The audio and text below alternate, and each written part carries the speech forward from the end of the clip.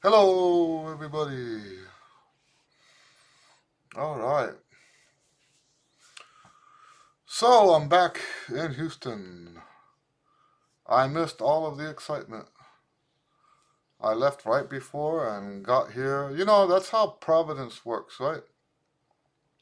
Because there's no way I could have planned that the way it came out. You know, I ended up teaching lessons that there's no way I would have taught them if I was here.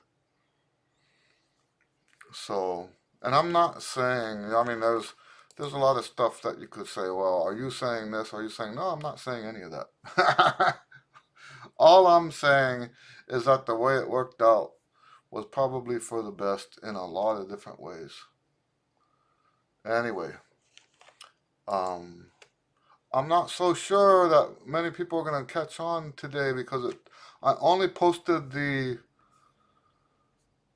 hello, Javier, nice to see you.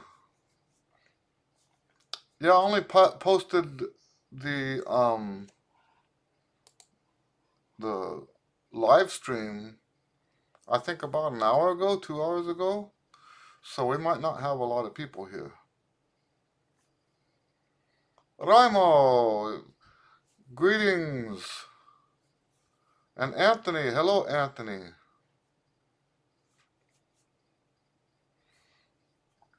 All right. Great to see you guys. Anybody want to start with the first question? You know, for those of you who have been, I mean, we're at 81 now, right? 81 of these things. And those of you who are the regulars, there's not a lot that I could, not a lot of questions I could answer at this point of the, okay, I shouldn't say that. Of the basic questions, right? That's what I mean is, you know, what kind of mouthpiece do you play on and stuff like that. I mean, you guys have heard me say all that stuff before. I will tell you I'm tired. I didn't get in until like almost midnight last night from the plane was a half hour late, which isn't that bad. But yeah, I'm real sleepy today. Any questions or anything you guys? So Raimo, I'm glad you liked. I got your email. I'm glad you guys liked the piece, the burial march, burial song. Um, I wasn't sure if if it was gonna be okay. Um, just because you know, I don't know how to say it. Well, for one thing, I wanted it to be so it's not perfect, right? And I wanted it to be low. And the problem with playing flugelhorn, and I wanted it to be on flugelhorn, but the problem with low notes on the flugelhorn is they're awfully out of tune. And now it sounds like the trumpet parts are out of tune because I did flugelhorn on the top in the melody, and then two trumpets, and it sounds like the trumpets are out of tune. I don't think that's what it is. I think that the flugelhorn is out of tune, and it just makes the trumpets sound out of tune. So, but um, I thought that it had a characteristic sound when it was done. And we've talked about intonation on here before. You know, the intonation is not a mathematical thing like people like to make it out to. Well, thank you. Raimo says the flugelhorn sounds fantastic. Thank you very much. That's that flugelhorn I was trying to sell and decided I wasn't going to sell it. The problem is, besides just flugelhorns in general being out of tune, I'm having trouble getting that one up to pitch. It's like a quarter tone flat. And I need to do something about that. But yeah, well, thank you, man. Anthony's got a question. Got questions, but I can't remember one right now. Oh, yes. Is a small amount of pitting in a lead pipe on a trumpet a bad thing? Would it affect sound? No, I don't think it. Well, no, I don't think it affects the sound. And in fact, I would go as far as to say that if it affects the sound, it probably affects the sound in a good way. Now, one of the things you want to keep in mind when it comes to imperfections in the metal is that some parts of the instrument are more sensitive than other parts, right? So, and people will say, well, there's a node here and there's a node there. Well, right, and what I was about to say is if the pitting lands on a node, and you're not going to know where the nodes are, really, but if it lands on a node, then the pitting won't make any difference whatsoever. But here's one thing that you want to keep in mind also, is that the smaller part of the horn is going to make that part more sensitive than the bigger parts, right? So if there is at all any effect, it's going to be more prominent in the lead pipe, right? Especially closer to the mouthpiece. I hope that makes sense. Because the smaller the bore is at that stage in the horn, the smaller that bore is, the more, I mean, you can think of it mathematically, right? That where on a big, let's say you have a circle this, well, let's look, that's why I'm doing it this way. Let's look on, I'll draw something so you guys can see what I'm talking about. I need to make a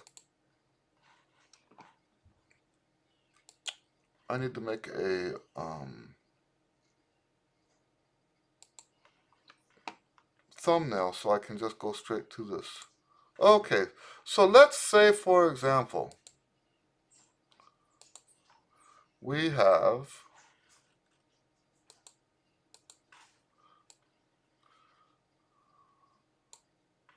let's say that's the inside of the trumpet, and you're pitting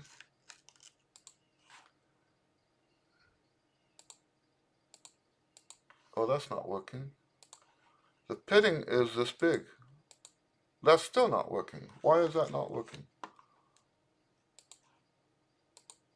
Okay, let's try that. It's still not. You know what? Oh, because I'm still in the circle. I close the circle. Now it'll work. Now it's too big. Okay, so let's go to this other.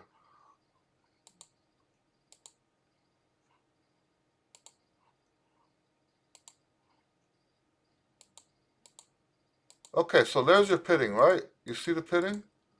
Now maybe you can't see that, but I'm making small dots, right? And that could be your pitting. Now, if we do the same thing again, but now on the small side of the instrument, and you do that pitting,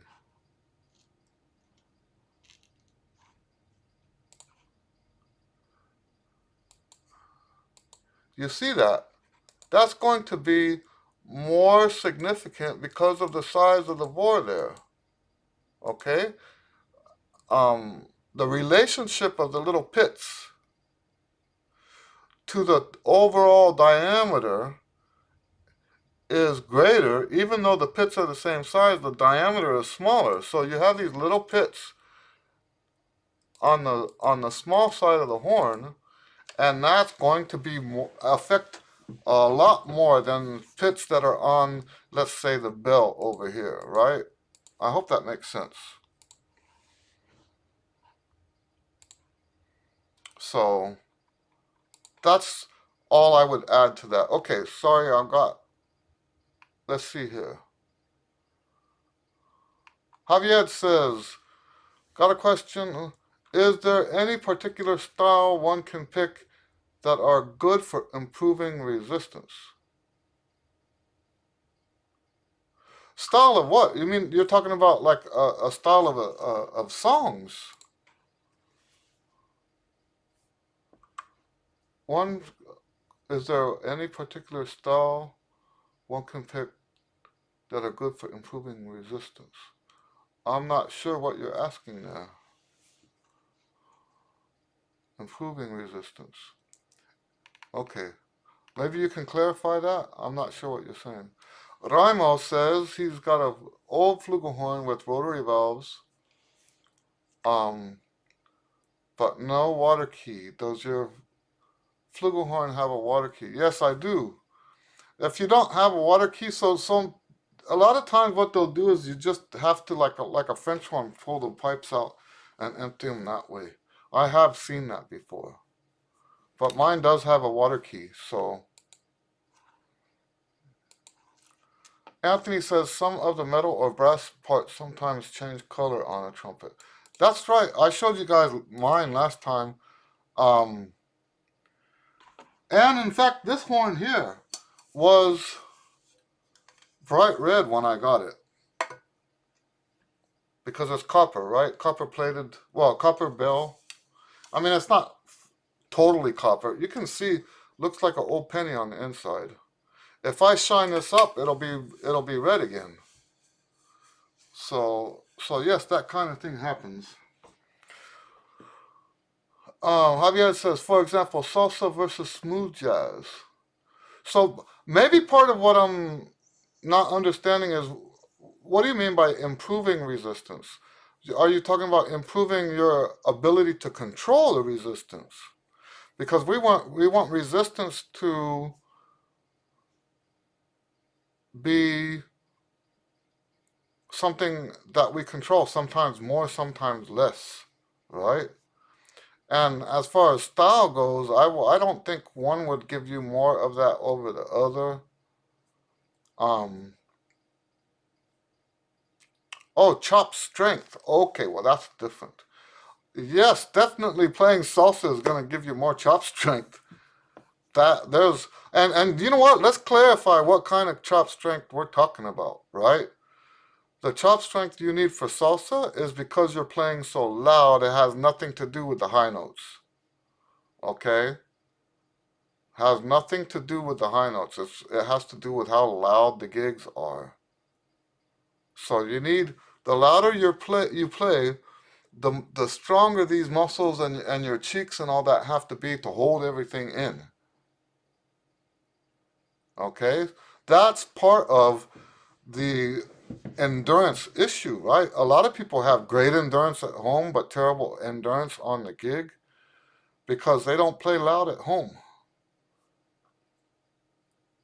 So, in order to have the endurance that you would need on a loud gig, you would have to do lots of time at home, like hours and hours and hours.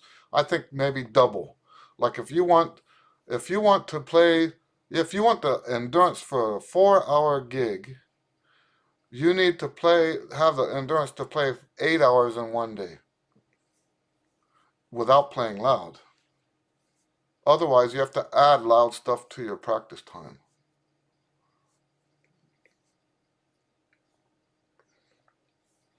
Anthony says, can the pits be removed by a tech? I really wouldn't be concerned about that unless it gets really bad, right? I think probably better would be to, I don't know. No, you know what? I'm gonna stand by what I said. I wouldn't even worry about that. You know, Anthony, you've said several times about swapping horns, right? So that they can last longer, and that's a good idea. I understand that, but they won't. None of them last forever. That's the thing about trumpets. It's not like violin. The more you use them, the more run down they get.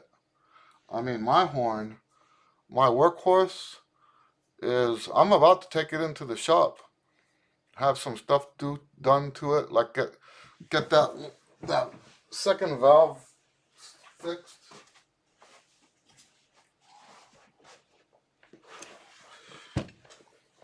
This horn has played so many gigs and so many thousands of hours practicing.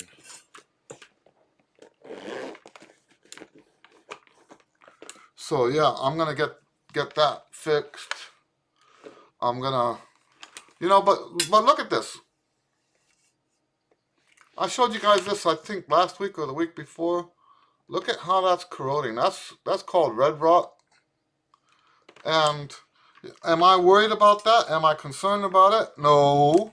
The rest of the horn is actually worse. Right? I don't anticipate this horn lasting me another 10 years. If it does, I'm going to be happy because I like this horn. It's my favorite horn. Okay?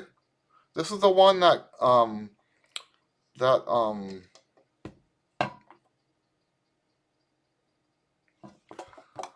anyway, I forgot his name.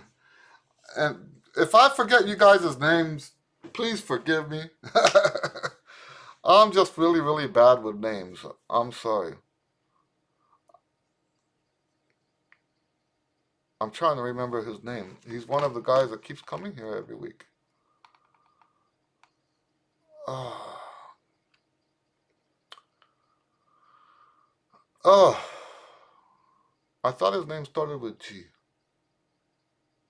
Gilberto or something like that. Anyway, I'm so tired. I apologize. Let's see here. We talked about the chop strengthened salsa bands. Um, Raimo is asking about what we mean by pit. Um, Let me see if I got any horns that have pits. So, are you talking about, Anthony, are you talking about on the inside or the outside? Because there's pitting. I have pitting here.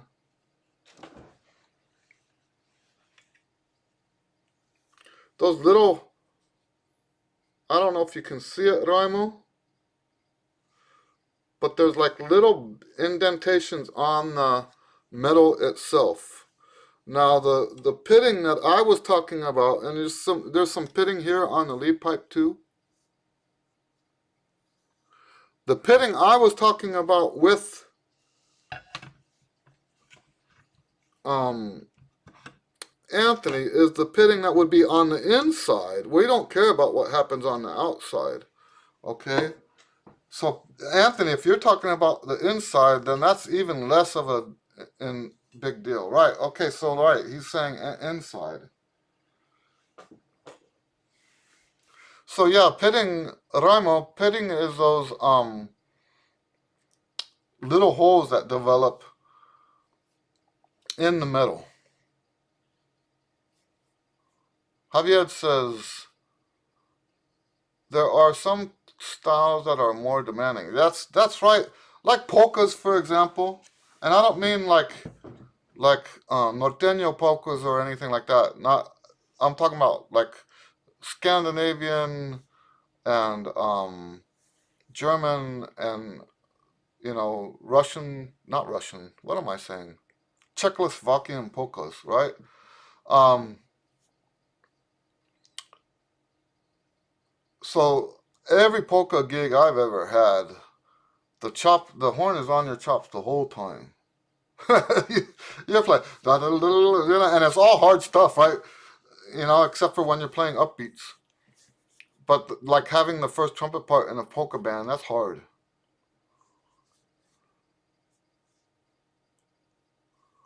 So Anthony asks, oh wait, I'm getting ahead of myself. I know F1 cars make pit stops.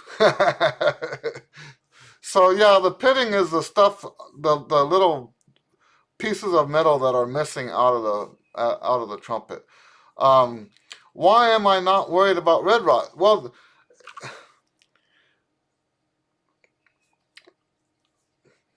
if I had a brand new horn, I would worry about it because that's something that should only happen over time, right? That would mean that the red rot would cause the horn to disintegrate before I was done with it, before I use it up. And I want to stress that um, trumpets are not collector's items unless you plan on not playing them. You want a trumpet to last a long time, don't play it. Right? If you play on it, it's going to get worn down. And because I play so much, the red rot is slower than my own damage that I do to the horn. Does that make sense? So I'm not worried about red rot because it's not going to affect the way the horn plays until long after I've trashed the horn. I know that sounds harsh. Okay? So yeah, I'm not worried about red rot. Javier says, do you think one should study one style at a time? No, I don't think so. Not at all. Um, let's put it this way. If you want to, okay, what do you mean by one at a time? Do you mean like um, one day at a time? Because that I would agree with. Do your jazz one day, classical the next day, and salsa the next day. I think that's a good idea. But um, I really disagree with. Now it's his decision, right? And I understand why he made that decision. But I really disagree with some of the things Wynton Marsalis said when he stopped playing classical music. I think you should actually do both regularly. Okay? I think you should actually do, now, not necessarily both every day, right? And for me personally, and this is the reason why I disagree with him, right? And maybe, you know what? Maybe if you want to be world class at two different ones, two different styles, maybe I can agree with that. Maybe, um, what agree with what he was saying. Um, Still, even then, because if you think about what style is, different styles will actually enhance each other. So I believe in being consistent with each of these. Looks like I have a thumbprint on my camera. That's not good. Anyway, that's how tired I am. I'm like distracted. Um, so yes, I think your time um, playing different styles should be metered, right? So like if you want to play in different styles, you should spend regular time in each of those styles. But of course, you're only going to do one at a time in that context anyway.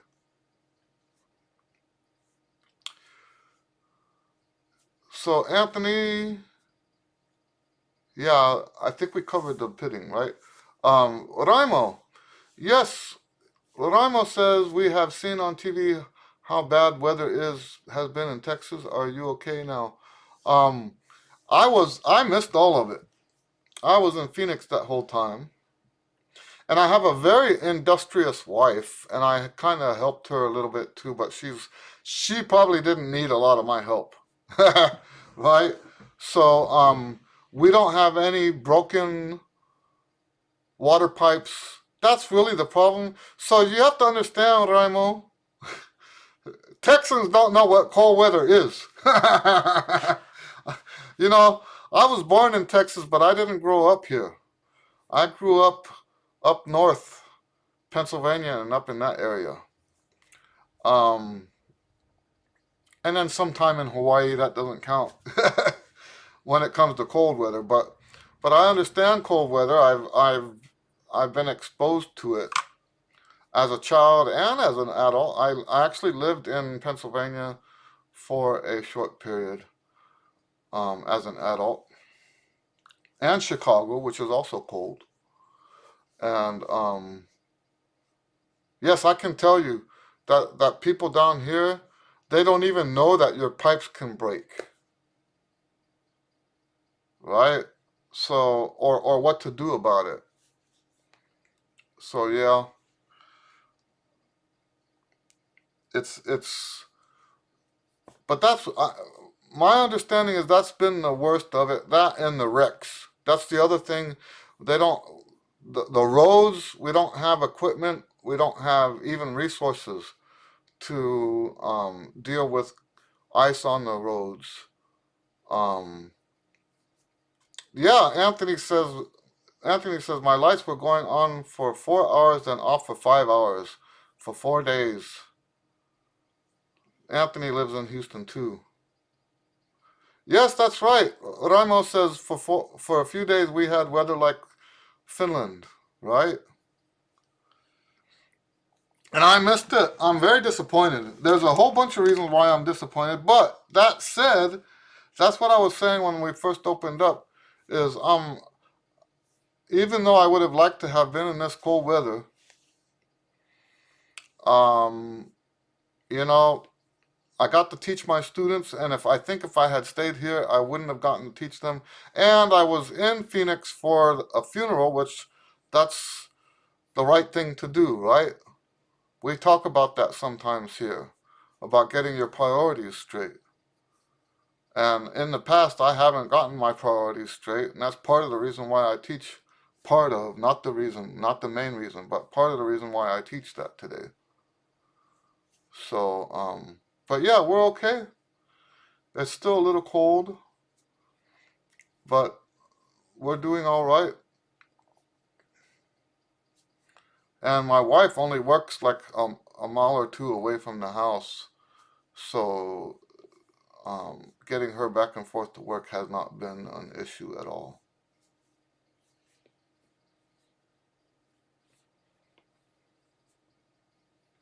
What else do you guys have to talk about? Yeah, our Anthony, our lights went on and off too like that. Raimo asks, Flugelhorn has a movable lead pipe. Why? That's for tuning. That's for tuning. I'll show you mine.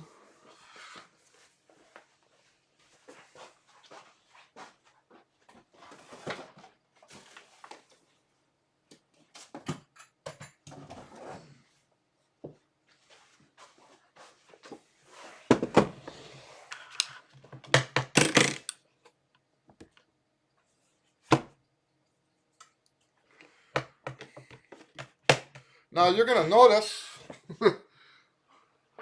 mine is all the way in, and it's because I can't get my flugelhorn up to pitch. All the way in, and it's still flat.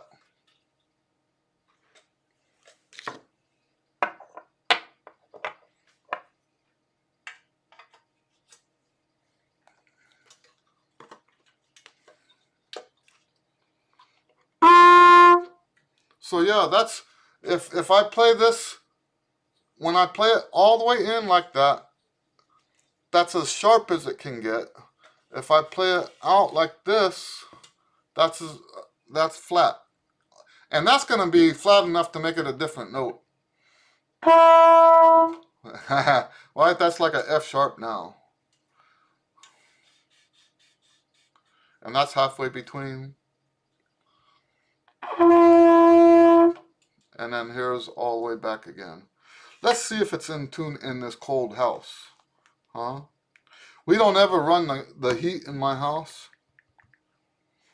But we had to over, you know, if we didn't run the heat this time, it would have broke the pipes.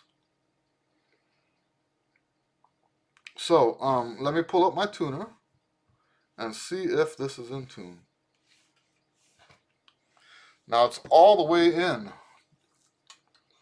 Oh, by the way, let me tell you guys how you're supposed to tune, right? So I use this app as my tuner. It's called Clear Tune. That's what I use. It's got two views. There's the side view and the up view.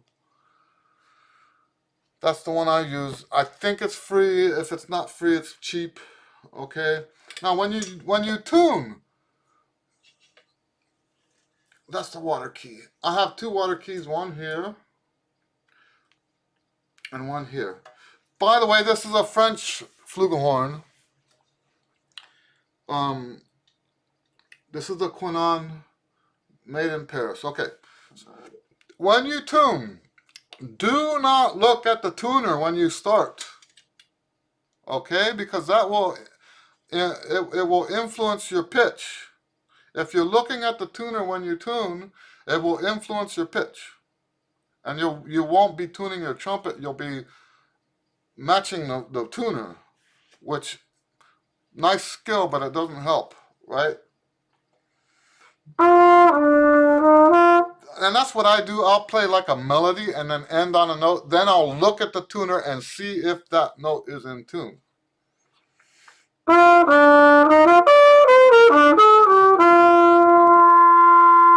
Yeah, it's a quarter tone flat. So that's I love the way the horn sounds. It's just out of tune, and I'm very disappointed about that, actually, because I'll tell you what, there's this thing called a deal killer, right? deal killer. Let me put that up on the screen.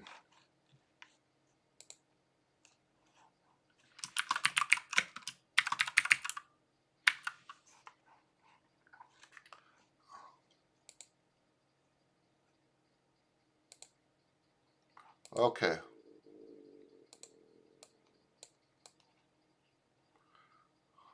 Just so you guys know what I'm saying.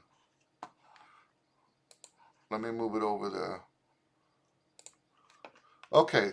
Deal killer. And the reason I wrote it down is because some words, you know, I talk with a lisp, right? Some words are harder for me to say. Deal killer. Something weird about that. What is a deal killer? You know, you want to go buy a car, and you go check out the car, and it's beautiful. It's got beautiful leather seats, nice souped up engine, but it's got a I don't know. Let's say it's got a gas tank that only fits like 4 gallons or something. That's a deal killer. Everything else is perfect, but that one thing is a deal killer, right? And so with this flugelhorn, as gorgeous as the sound is, and as much as I love the way it sounds, it's of no use to me if I can't get it up to pitch. So I'm not really sure what I can do about that without having someone alter it. Now that's maybe a possibility. Have a repairman push the slide in, shorten the slide enough so that I can get the pitch up. Because it would have to be, I think, about 1/2 inch shorter for it to be in pitch. Believe it or not. And the truth is, I don't even think there, well, yeah, maybe if it came, maybe if they shortened it to here, take this off and put it there. Yeah, I don't know. That's messing with stuff, you know.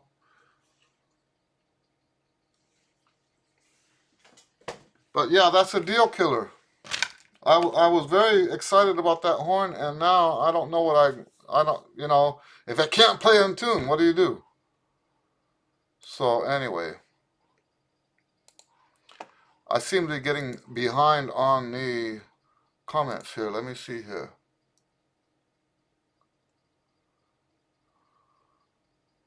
Javier says, what is your view on the concept of compression in trumpet playing? I don't know if they call it that in English. So when you say compression,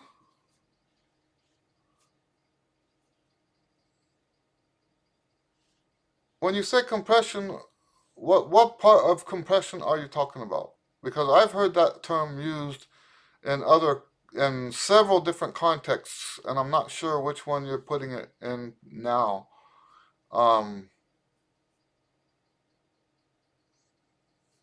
Some people think of compression as pushing the two lips harder against each other, like compressing the two lips against each other. Um, and then other people talk about compression as in compressing the air behind the lips, right? So I'm not sure which one you're talking about. Raimo says, "Oh, show the water keys. I did that. That's how I tune." Okay, right. Okay. Anthony says, "What makes a horn go out of tune?" Well, there's a bunch of stuff, Anthony, that will make the instrument out of tune. Um, like this weather. If you're not used to this weather, playing in cold weather will make your horn go out of tune from what it is in the warm weather. So that's a thing. Um, Also, the gunk that forms on the inside. There's people that don't wash their horns, and it's like getting clogged arteries, right? The the fungus starts to grow, and the diameter of the pipe starts to get smaller as a result, and that is going to change your pitch too. So there's a bunch of stuff like that. Raimo says, Anthony, my guess is the mouthpiece. So that's another thing, is the mouthpiece can also. So for example, do you know what I should try for you guys? The mouthpiece that came with the horn. I don't know why I never thought to do that already.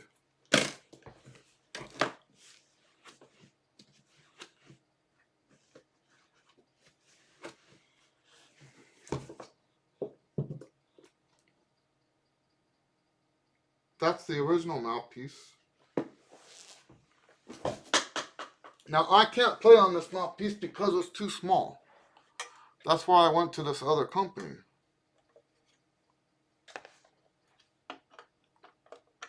Let's see how well this works.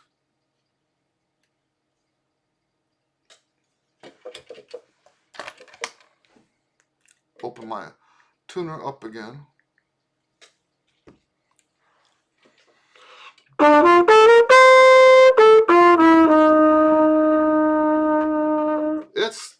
It's not as flat, but it's still maybe not a quarter tone, maybe an eighth of a tone flat. So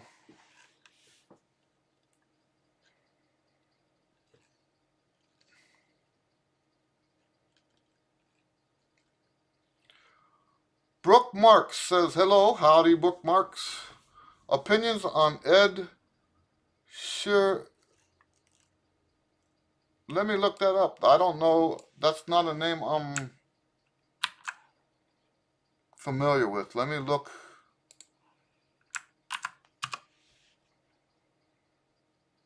Oh, Sharan.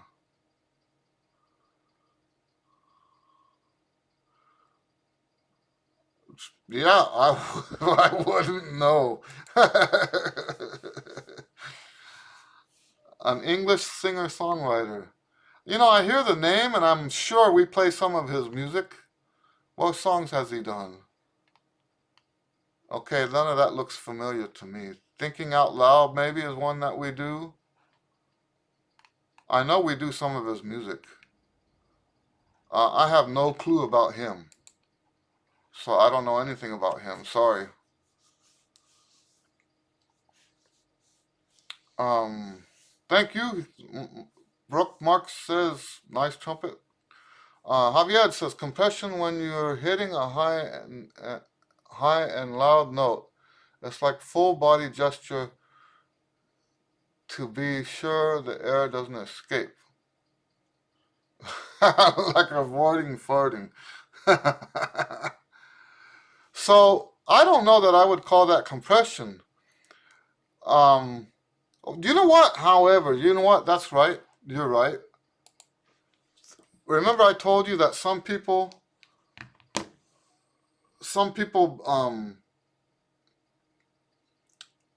call that compression, where you push the lips together. Um, what is my? So you were asking me,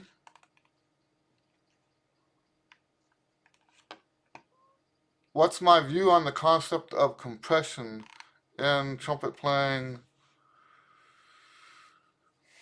So you know what? I can give you a general, because I haven't really considered it. I can give you a general philosophy that covers stuff like that, right?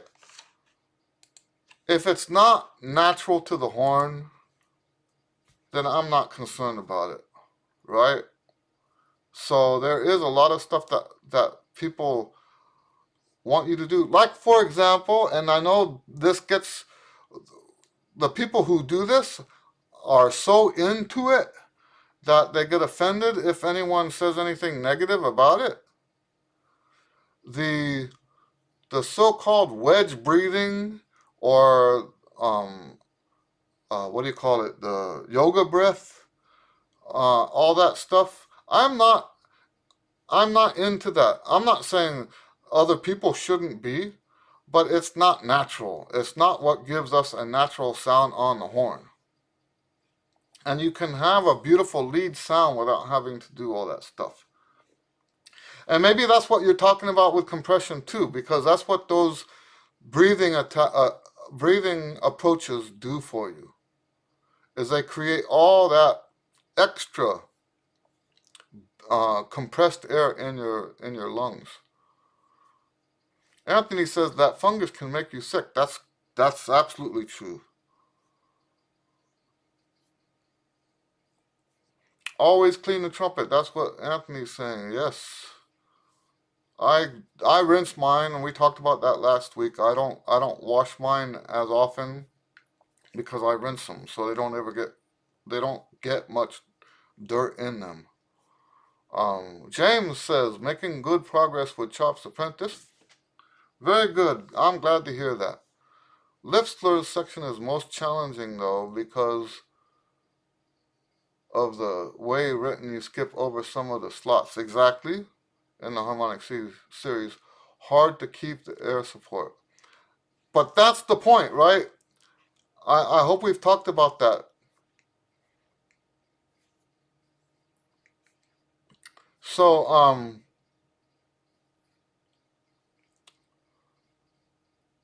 and then Javier says, same here, James. The overtone patterns are not as musical as other slurs.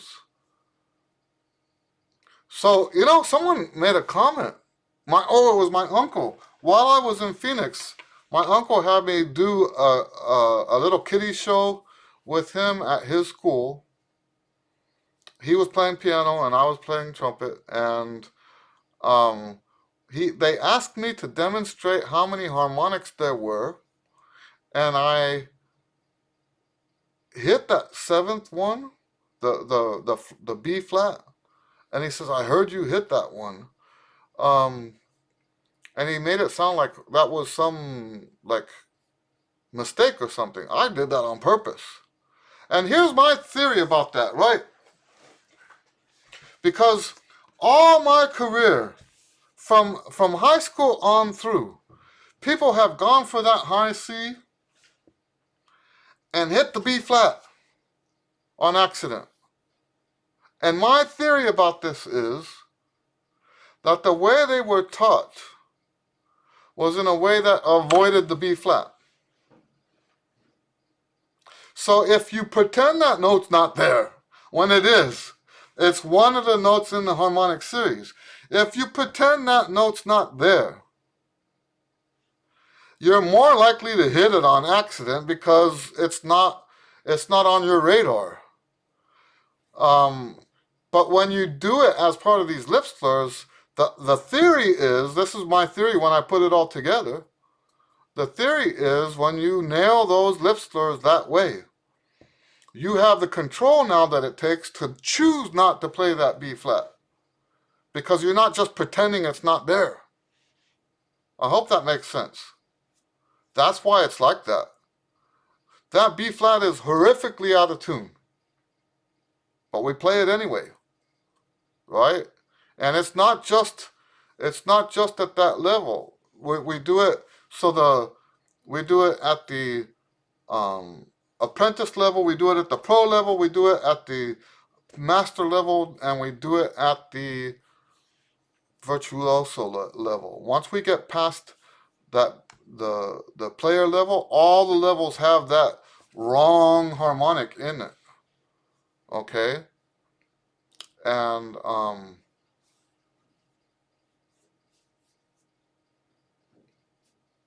oh, I see what you're saying, James. I must have misunderstood what you're talking. I thought you were talking about that one, because the apprentice level has the B flat in it, and that B flat is, so part of what you're talking about might be influenced by the B flat being so out of tune. But I see what you're saying now. You're saying that skipping those notes is, so, that's what the concept of those lip slurs is. We're starting off with this, like rip between, right? And I don't remember what notes are in that, but by the end of that, we're skipping all of those. Oh, I was playing the right note.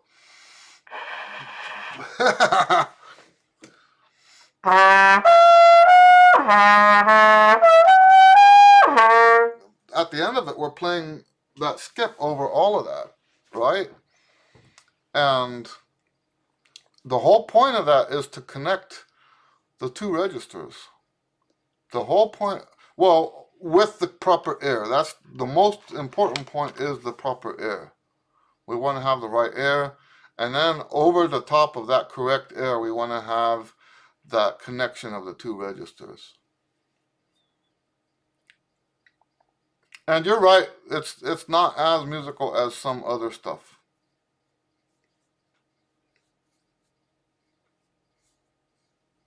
Javier says, yeah, it makes perfect sense. I have to play it in piano and record it to listen to it first. Yeah, it's not easy to hear. And what makes it so hard to hear is that that note is out of tune. It's horrendously out of tune. It's like a quarter tone out of tune. So we would never use that. What's funny is I've had 2 students so far that somehow, because of the lip slurs, thought that that's how that note was fingered. Now, I don't teach that. And I don't know what in the world made them think that that's how it was done. We would have covered in the tonalization studies and stuff like that, and other exercises as well. We would have covered those notes, but for some reason they thought that those notes were open. I had 2 students like that.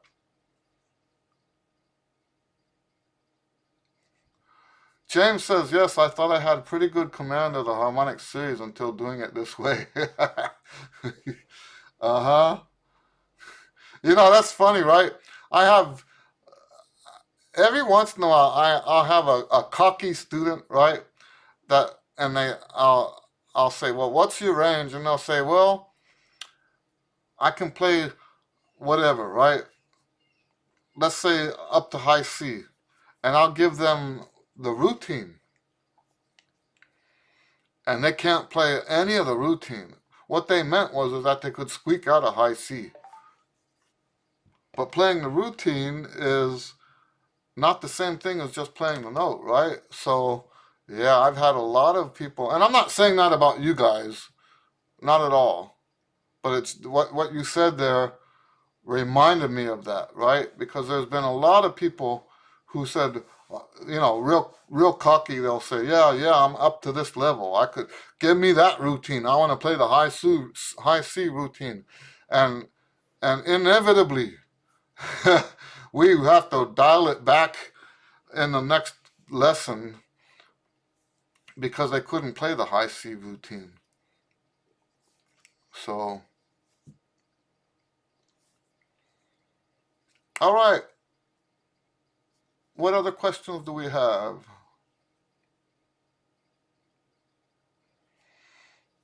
Hello, James. It's nice to see you on here again.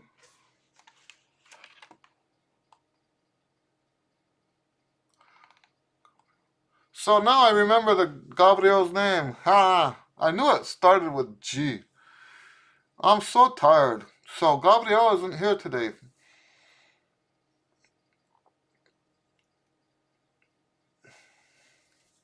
I was trying to remember his name earlier in the chat, and I couldn't remember what his name was. That's embarrassing. Oh, excuse me, I'm so tired. Oh. Any other questions? Maybe we'll stop early today because I am really tired. Javier says, I saw this guy on Instagram. He could pull off some serious licks improvising and never go over a mid to mid C. Right. Yeah. He says high range is kind of overrated.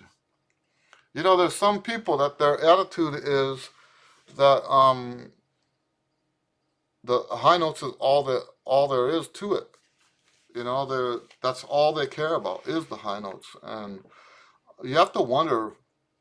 Actually, I did a video on that one time. I think that people like that. I think people like that can't hear the music. If someone plays fast and someone plays slow, you can tell which one is fast and which one is slow. If someone plays loud and soft, you can tell which one is loud and which one is soft, right? If someone plays high and plays low, you can tell which one's high and that's like the most primitive, the most remedial hearing that we have, right? Anyone can hear those things. Anyone.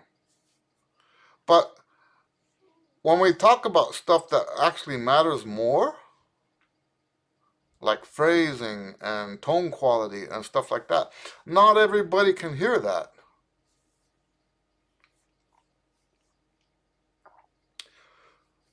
Anthony says he saw what's supposed to be a picture of Louis Armstrong trumpet mouthpiece. It had deep notches all over it. Yes. Here's the story that I read. When Louis Armstrong played, and this is not urban legend, I don't believe. When Louis Armstrong played, the way he got the notes was to twist. He would twist the horn, right? Twist the horn. Well, he wanted the horn to grip better so that when he twisted it, it would hold on better. So he put notches in the horn, in the mouthpiece, so that it would grab onto his skin better. Now, he tells a story in his autobiography, which is a great book, by the way. He tells a story in his autobiography how he was on one of those steamboat, playing music in one of the steamboats, and he twisted too hard and cut that piece of his lip off with his mouthpiece. So, Yeah. Not something I would recommend copying. Yes, but that's what those notches were for, was to give him more traction, so when he twisted, he would get the effect he was looking for. So Javier says it's an also ego competition. Well, see, that's what I'm saying. You can have ego competition between people thinking at a higher level, but usually people that think at a higher level aren't really having that kind of issue, right? So the people who are in the ego competition are doing things at the lower level. I can play higher than you, I can play faster than you, I can play louder than you. Those are the three things that anyone can hear the difference. Even untrained people who are not musicians, never studied music ever in their lives, they can hear that the note was higher. They can hear that you played faster. They can hear that you're playing louder. So, yeah. James says, I noticed that you have also raised the fifth in the long tones. Makes it sound interesting. I am used to the lowering of the thirds and the fifths and sevenths for minor and dominant, but raising the fifth is new for me. Are you talking about in the that's the apprentice one, right? Let me pull that out and look at it.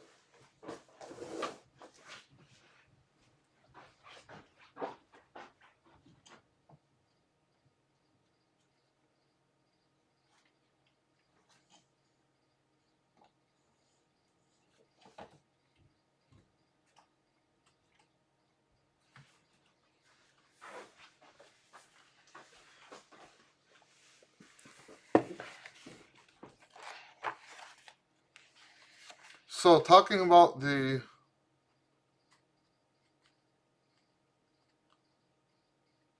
so you're talking about the long tones. Do you know what that is? That's my variation of the Chikowitz study. So like look at the first one. Starts on A, goes down to G sharp, which is so the Chikowitz study is like this, right?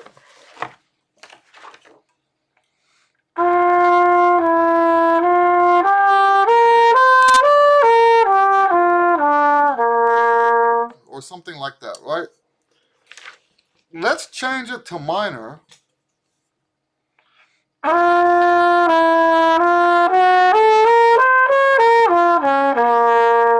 That's what I'm doing here, but I just elaborated it a little bit. Yes, this is my favorite. Of all the long tones that I wrote, these are my favorite. Right? These are my favorite. So this is harmonic minor, I think. Is that right? Yes, harmonic minor. That's why it sounds like that. It's harmonic minor. But we're starting on the fifth, not on the root. I hope that makes sense. Ben McDonald, hello, nice to see you here. You can't play as flawlessly by playing like that. Armstrong never missed a note on any recording. I'm not sure what you're referring to. You can't play as flawlessly by playing like that.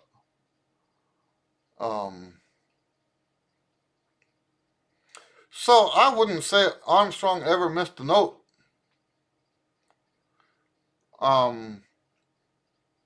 So I can tell you this. I'm not one of those music worshipers, and because I'm not a music worshiper, and I believe in the old biblical adage that to not be a respecter of persons, I don't put any musician on any pedestal ever. Ever. Never. So I do believe Armstrong was human. I do believe that he was, twisting the mouthpiece. Oh, so you're saying you don't believe me? This is in his autobiography. But anyway, what I'm saying is that I do believe that people. So here's what I believe, right? Because they said the same thing about Maurice Andre. Maurice Andre never missed a note. But Maurice Andre never said that about himself, right? Does that make sense? Um, that I think when someone says so and so never missed a note, that's their way of complimenting that person. They don't actually mean that he never missed a note, right? Um, I'm sure Louis Armstrong missed some notes, right? Because he's human. We all do. The trumpet is, in fact, he's one of those guys that has one of those sayings. Sometimes, I think it was him, he says, sometimes you get up in the morning and you win, and sometimes you get up in the morning and your trumpet wins. What does he mean by that? You know? So yes, I'm not one of those guys that worship other trumpet players. And if anyone is ever offended by that, I have to apologize, but I won't change what I believe. Does that make sense? So, um, but yeah, that's what I read in his book. Was that he used? That's why those things were on his mouthpiece. Oh, was that Dizzy that said that? Javier says it was Dizzy that said that.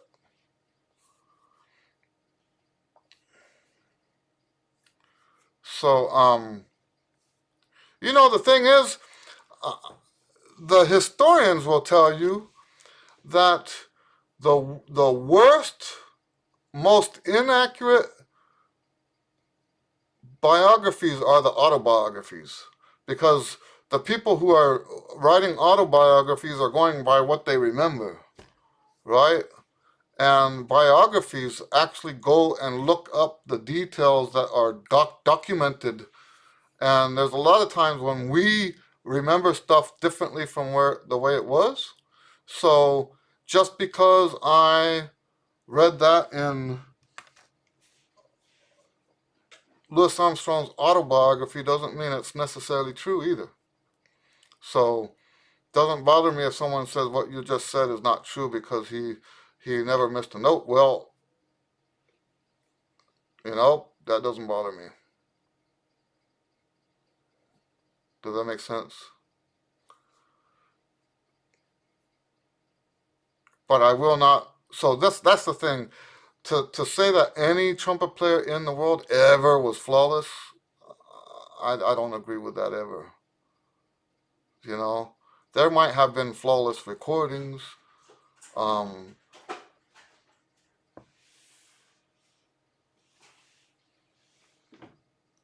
I just heard something in the house, and I'm here alone. Let me go look real quick.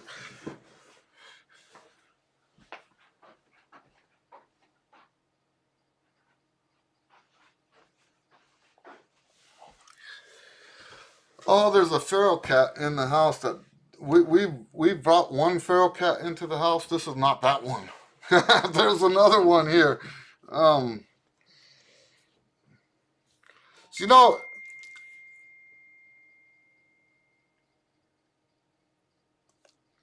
so Ben, I would ask you to not be offended by what I have to say about Louis Armstrong or any other person for that matter. This for me is a religious stance, not a musical stance. Okay, and this is a topic we've talked about here on this Q and A many times over. Um, I don't believe in making music a religion, and what do we mean by that, right? So a lot of what we do in music ends up being just like a religion. Really, I mean it. And you can hear it in the way people say stuff. I remember with COVID-19, and there was somebody from New York calling the musicians, calling the children in Houston, making sure that they are still practicing, even though COVID-19 has hit. Because, it's just almost like a priest making sure that the congregation is still praying.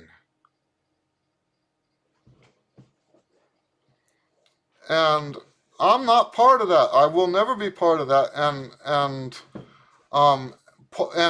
what part of what goes with that trumpet religion is this deifying of the so-called greats. Now, I still have a tremendous respect for the greats. I just don't worship them.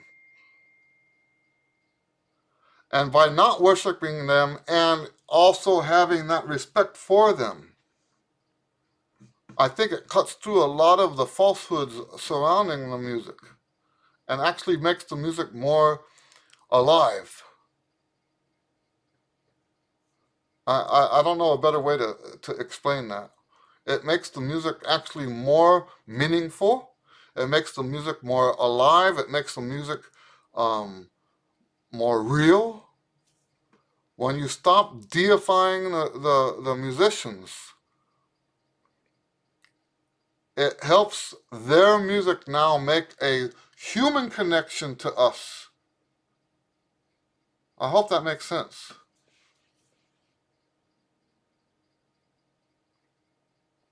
So anyway, I think that stance that I have is probably the one thing, the one most controversial thing that I teach. And if it prevents me from getting more students or selling more books or whatever, so be it. I will not go back in that other direction. I used to be one of those people. I used to be one of those who worships the greats. I used to be one of those people who said, one of the examples that I give all the time is this compliment that they pay great jazz players. And I understand how it works now. I didn't understand before, right? I understand how it works now. You hear a great player playing excellent jazz improvisation, right? Beautiful, beautiful playing. And you want to compliment, you want to express how beautiful that playing is, and you say, man, that guy's so great. He never repeats himself. That's one of the compliments that we pay jazz players. He never repeats himself. Because somewhere along the line, someone said that great jazz players never repeat themselves. This is a great jazz player, therefore he never repeats himself. Let's forget about what he's actually doing on stage. They don't actually listen to what the person's actually doing on stage. And I promise you this, great players always repeat themselves. Always. I don't know where that myth came from. It is absolutely untrue. So, I hope that makes sense. There's a lot of things that people say. Anyway.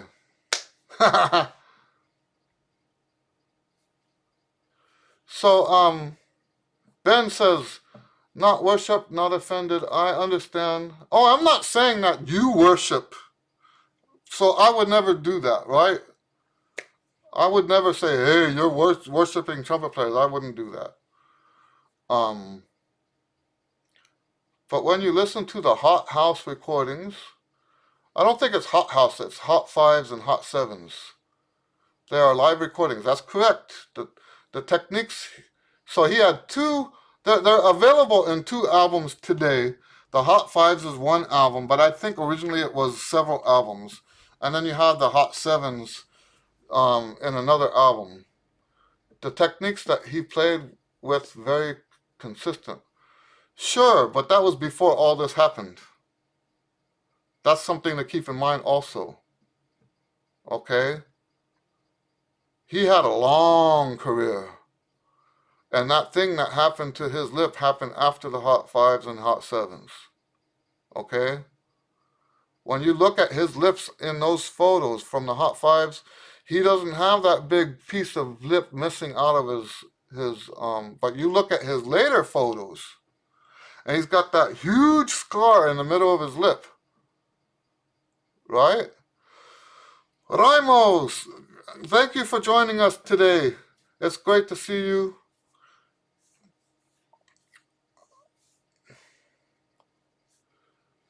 Yeah, so see that? Ben agrees with me. Jazz players always repeat themselves.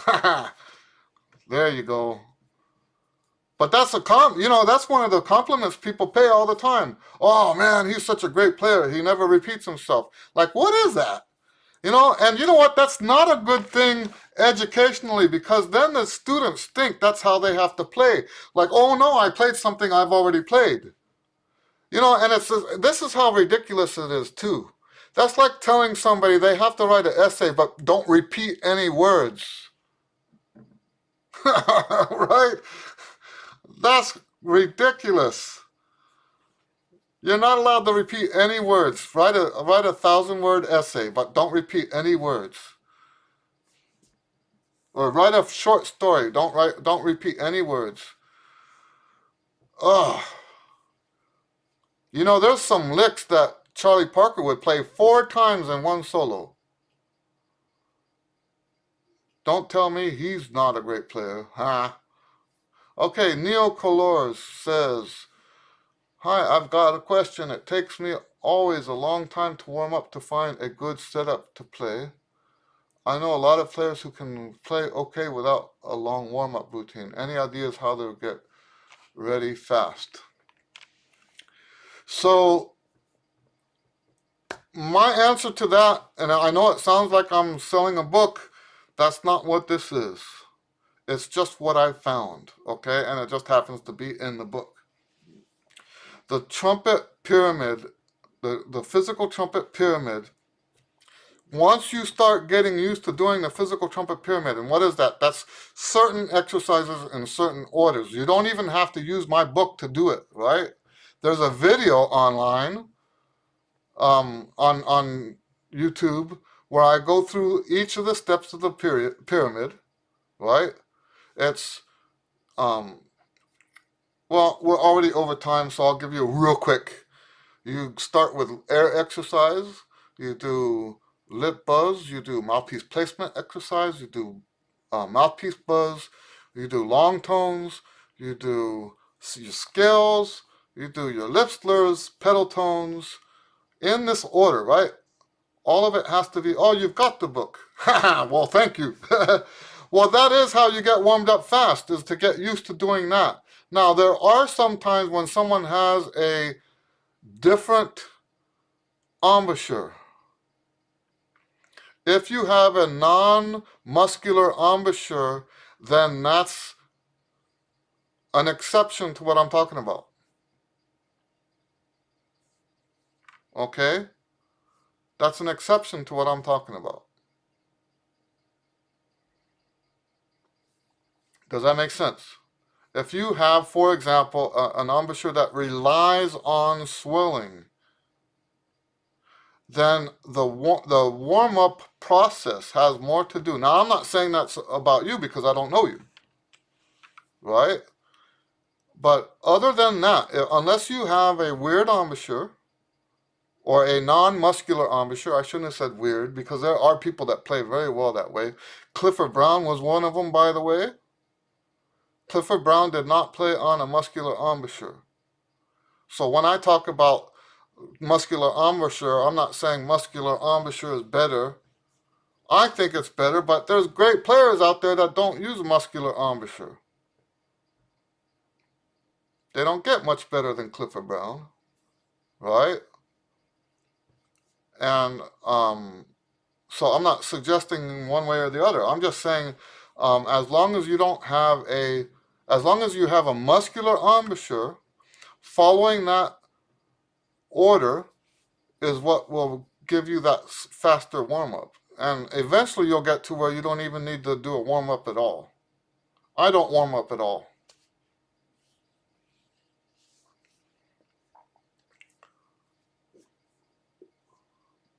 Okay, so see, Javier says that Clifford had an ugly lip. But that's what's going on there. So in a biography about Clifford Brown, he was quoted as saying that he spends a little bit of time every day trying to get the swelling in his lip to be just right.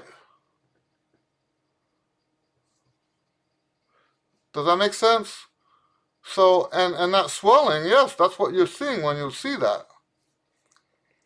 James says, I can actually hear when my lips are warmed up as I go through the mouthpiece buzzing section. That makes sense. I think I understand exactly what you're talking about. Ben says, what is your feelings on buzzing embouchure versus wind embouchure? My opinion about if I'm right about what you're talking about, that issue, which is very controversial, is a nonsensical issue that people. It's like people trying to in religion trying to argue theology, right? It's not. It's not something. So I told a student, one of my students yesterday brought it up yesterday, and I told him, I said, you know what? Your facts don't trump my results.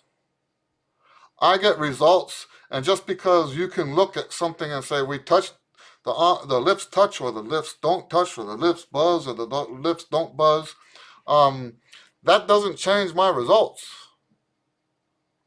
right?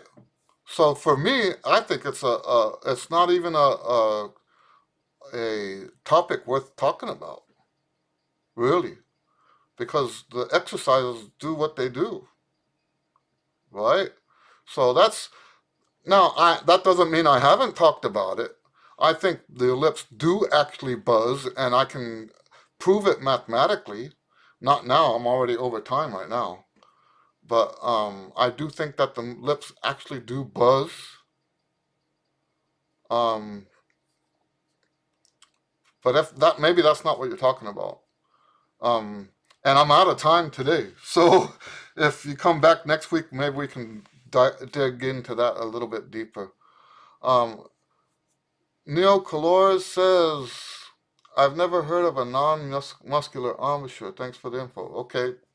So yeah, that's when so like what we described about Louis Armstrong with the twisting, that's a non-muscular embouchure. Okay. Um, Javier says muscular embouchure is way more reliable. Right. Um, all right. So I gotta let you guys go. I'm way over. Time for me to go get my wife. We'll see you guys next week, okay? Thanks for hanging out. God bless you. We'll see you next time. Bye.